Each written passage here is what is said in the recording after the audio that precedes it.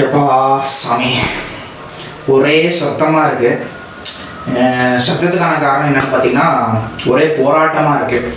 போராட்டம் வந்து அமைதி முறையிலும் நடக்கலாம், இந்த மாதிரி அராஜக முறையிலும் நடக்கலாம். ஆனால் போராட்டம் நடந்துகிட்டே இருக்குது, அதிகமாக போராட்டம் நடந்துகிட்டே இருக்குது அப்படின்னு பார்த்தீங்கன்னா, நாட்டில் நிர்வாகம் சரியில்லை அப்படின்னு சொல்லிட்டு போயிடலாம். அதன் ஒரு பகுதி தான் போராட்டம். நிர்வாகம் சரியில்லாததுக்கு தான் போராட்டம். என்னென்ன போராட்டங்கள்னு பார்த்தீங்கன்னா, ஒரு பக்கம் பரந்தூர் விமான நிலையத்துக்கு எதிராக போராட்டம் 1 வருடங்கள் கழித்து மேலும் ஒரு வருடமாக போராட்டம் இருக்காங்க. 1 வருடம் கடந்தும் இன்னும் போராட்டம் நடத்திட்டே இருக்காங்க. மெயின் ஸ்ட்ரீம் மீடியாஸ் கண்ணை மூடியும் காதை பொத்தியும் வாய் பேச முடியாமலும் தவிக்குது. காரணம் என்னன்னு கேட்டிங்கன்னா, இது திமுக ஆட்சி. சப்போஸ் மேபி இது அஇஅதிமுக ஆட்சியாக இருந்திருந்தால் எல்லா ஊடகங்களும் 24 மணி நேரமும் டெலிகாஸ்ட் பண்ணியிருப்பாங்க. இந்த மாதிரி ஒரு போராட்டம் நடக்குதுன்ட்டு இன்னைக்கு இளைஞர்களை தூண்டி விட்டுருப்பாங்க. இளைஞர்களும் அந்த மீம் சேனல் மூலிமா, மீம் பேஜ் மூலிமா மீம் போட்டிருப்பாங்க. என்னன்னா நீதியை கொள்கின்றான் மௌனமாய் போகின்றோம், உண்மைகள் தேசத்தில் காதை மூடினோம்ன்ற ஒரு பாட்டை பின்னாடி ஆட் பண்ணி விட்டு இந்த மாதிரி விஷயங்கள் சோஷியல் மீடியா ட்ரெண்ட் ஆக்கி விட்டுருப்பாங்க. நல்ல அஇஅதிமுக ஆட்சி இல்லை, திமுக ஆட்சினால போராட்டம் நடக்குது, எல்லாருமே கண்ணை மூடி பார்த்துட்டு இருக்கோம். அந்த மாதிரி நிலையில் தமிழ்நாடு இன்னைக்கு இருக்கு. இது பரந்தூர் போராட்டம் சொன்னேன். இன்னொரு போராட்டம் என்னன்னு பார்த்தீங்கன்னா, திருவண்ணாமலை மாவட்டம் இதில் சிப்காட் எடுக்கிறதுக்கு எதிராக சிப்காட்டுக்கு நிலம் எடுக்கிறதுக்கு எதிராக விவசாயிகள் போராட்டம், தொடர் போராட்டம். அதில் ஏற்கனவே 6-7 பேர் மேலே குண்டாஸ் பாயப்பட்டது, 6 பேர் மேலே குண்டாஸ் நீக்கப்பட்டது. இந்திய வரலாற்றிலேயே பேக்போன் ஆஃப் விவசாயிகள் தான் பேக்போன்னு நம்ம ஸ்கூல்லலாம் படிச்சிருப்போம். அப்படி ஒரு விவசாயி மேலேயே குண்டாஸ் போட்ட சரித்திர அரசு, சரித்திரத்தில் ஏற்கனவே இந்த இதெல்லாம் பதிஞ்சிடுச்சு. அந்த மாதிரி பெயர் பெற்ற ஒரு அரசு என்னன்னு பார்த்தீங்கன்னா, திரு மு.க. ஸ்டாலின் தலைமையிலான இருக்க திமுக அரசுன்னு சொல்லலாம்.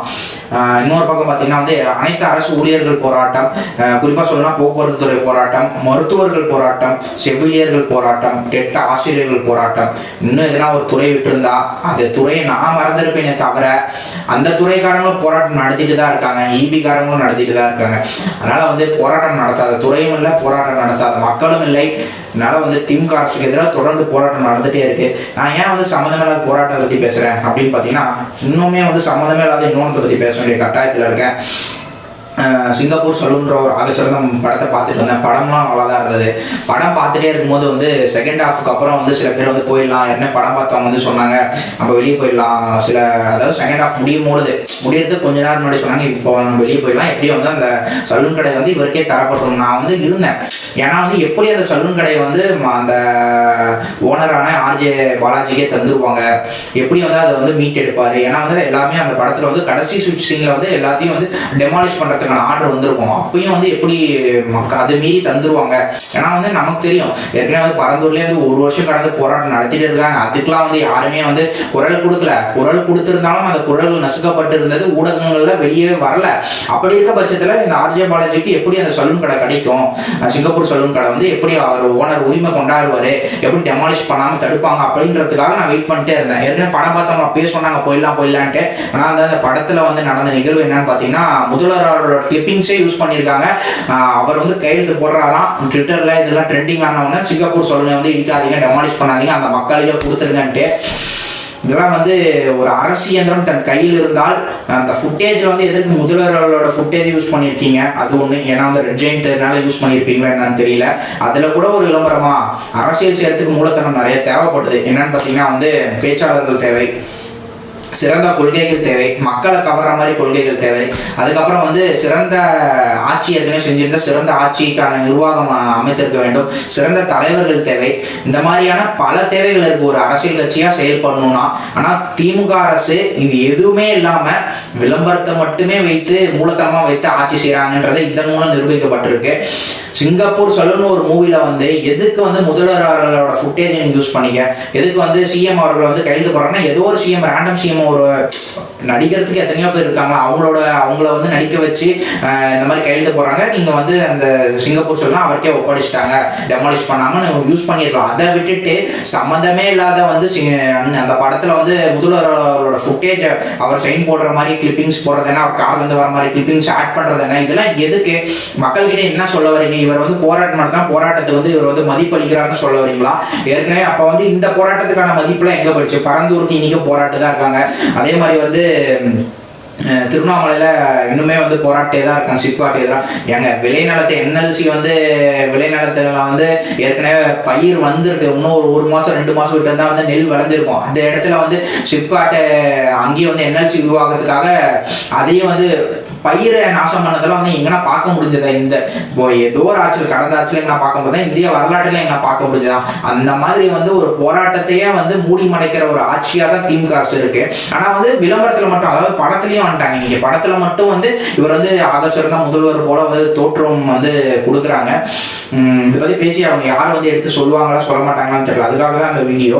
தயவுசெய்து வந்து போராட்டங்கள் நீங்கள் வந்து உண்மையாக வந்து பேச்சு கொடுக்குறீங்க, குரலை வந்து கொடுக்குறீங்க, போராட்டங்களுக்கு நீங்கள் ஒரு மதிப்பளிக்கிறீங்க அப்படின்னா வந்து முதல்வர்கள் வந்து பரந்தூரும் சரி, இந்த மாதிரி வந்து திருவண்ணாமலை சிப்காட்டுக்கு எதிராக போராட்டங்களும் சரி அழைத்து பேசுங்க. ஏவாவில் விட்டு மிரட்டுறது என்ன, அமைச்சரை விட்டு மிரட்டுறது என்ன? இவங்க வந்து இந்த திருவண்ணாமலை சிப்காட்டுக்கு என்ன பண்ணுறாங்கன்னா வந்து ஒரு பக்கம் வந்து விவசாயிகள் வந்து சிப்காட்டு வேணாம்னு அந்த நிலம் சார்ந்தவர்கள் போராடுறாங்கன்னா, வேற எங்கேயோ இருந்து இந்த பிரியாணியும் அதே மாதிரி காசுக்கும் ஆளை கூப்பிட்டு வந்து எங்களுக்கு சிப்காட் வேணும் ஒரு கும்பலை போராட வச்சிருக்காங்க. இதை வந்து சில நியூஸ் சேனல்ஸ் வந்து ரிப்போர்ட் பண்ணியிருக்காங்க. அதனால தான் நாங்கள் சொல்கிறோம்.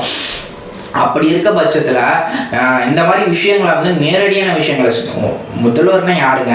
ஒரு அடித்தட்டு மக்கள், சாதாரண மக்களுக்கு வந்து ஃப்ரெண்ட்லியாக இருக்கணும், ஆக்சசபிளாக இருக்கணும். அதை விட்டுட்டு வந்து ஒரு 100 ரூபா 200 ரூபா கொடுத்து ஒரு படத்துக்கு போகிறான். அவன்கிட்ட வந்து இதெல்லாம் திணிக்கிற மாதிரி இல்லை, நான் விளம்பரத்து மூலியமாக திணிக்கிற மாதிரி இல்லை. தயவுசெய்து வந்து ஆக சிறந்த அரசுனா இந்த மாதிரியான போராட்டங்கள் நடக்கிறது, உண்மையான போராட்டங்கள் நடக்குது பரந்தூரில், அவங்கள கூப்பிட்டு பேசுங்க. என்ன உங்களுக்கு சொல்யூஷன், என்ன தேவை அப்படின்னு பேசுங்க. இதை வந்து உங்கள் சைடு நியாயமாக இருக்கட்டும், அவங்க சைடு நியாயமாக இருக்கட்டும், உட்காந்து பேசி அந்த போராட்டத்தை தீர்வு கொண்டு வாங்க முடிஞ்சா. அது முடியாத நீங்கள் இந்த மாதிரி விளம்பரத்தை மீண்டும் மீண்டும் கையில் எடுப்பதெல்லாம் வந்து ஆபத்தாக இருக்கு. ஏன்னா வந்து நாளைக்கு வரக்கூடிய தலைமை இளைஞர்கள் இதெல்லாம் பார்த்துட்டு வந்து தயவுசெய்து அரசியல்லாம் வந்து இதுதான், அரசியலில் வந்து விளம்பரம் பண்ணணும், பேச்சு ஆற்றல் தேவையில்லை, ஒன்றும் தேவையில்லை, நம்ம வந்து விளம்பரம் சிறப்பாக செஞ்சோம், அட்வர்டைஸ்மெண்ட் பார்க்குற இடத்துலாம் பேனர் வைக்கிறது, முதல்வருக்கு வந்து ஃபோட்டோ ஸ்டேட்டஸ் வைக்கிறது, இந்த மாதிரிலாம் இருந்தால் தான் வந்து அரசியல், இதுதான் அரசியல்ன்ற ஒரு தப்பான எண்ணத்துக்கு வந்து தயவுசெய்து திமுக அரசு வந்து தூண்டி விட்டுறாதீங்க. ஏற்கனவே இருக்கிற பிரச்சனைக்கு போதாமல் இனி வர சமுதாயத்தையும் வந்து தயவுசெய்து கன்வெர்ட் பண்ணி விட்டிங்கன்னா வந்து அவ்வளோதான். அடுத்த வர சமுதாயம் தமிழ்நாட்டில் வந்து எந்த நிலை எந்த மோசமாகும்னு சொல்ல முடியாது. தயவுசெய்து இனி வரும் காலத்திலேயாவது அரசியலை வந்து தூய்மையான அரசியலை முன்னெடுங்க, கொள்கை ரீதியான அரசியலை முன்னெடுங்க. அதுதான் வந்து திமுக அண்ணா அவர்கள் ஆரம்பித்ததே வந்து சாதாரண அடித்தட்டு மக்களும் வந்து உயர்ந்த பதவிக்கு வரணும் தான் ஆரம்பிச்சாங்க. ஆனா நீங்க இன்னைக்கு வந்து கருணாநிதி அவர்கள் வந்ததுக்கு முன்னாடி திமுக அவங்க குடும்ப வாரியா அவங்க குடும்பத்தார்கள் மட்டும்தான் வந்து தலைவர்களா ஆகிட்டு வராங்க. சரி, அதுவும் கூட மன்னிச்சிடலாம். ஆனா வந்து இந்த மாதிரியான விளம்பரங்களை இந்த வந்து எப்படி சொல்லலாம், அந்த படத்துல வந்து ஒரு முதல்வர் அவர்களோட டிப்பிங்ஸை வந்து உள்புகுத்தி மக்களுக்கு வந்து தவறான விஷயத்த வந்து எடுத்து சொல்றதெல்லாம் வந்து ஒருபோதும் யாருமே வந்து ஆதரிக்கவும் மாட்டாங்க. யாருமே வந்து இதுக்கு வந்து நல் மதிப்பு வந்து நற்சான்றிதழ் வழங்க மாட்டாங்க. தயவுசெய்து இனி வரும் காலத்தில் மக்களுக்கான அரசியல் முன்னெடுங்கன்னு கேட்டுக்கிறோம்.